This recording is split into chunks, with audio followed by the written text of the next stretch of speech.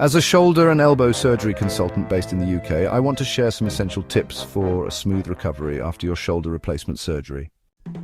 First, it's crucial to follow your surgeon's post-operative instructions carefully. This includes taking prescribed medications, attending follow-up appointments, and adhering to any activity restrictions. Second, engage in physical therapy as recommended. Physical therapy is vital for regaining strength and mobility in your shoulder.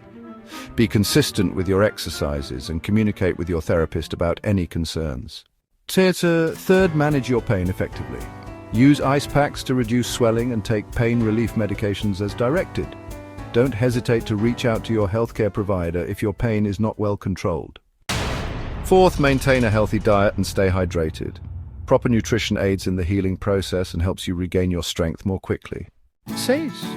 Lastly, be patient and give yourself time to heal.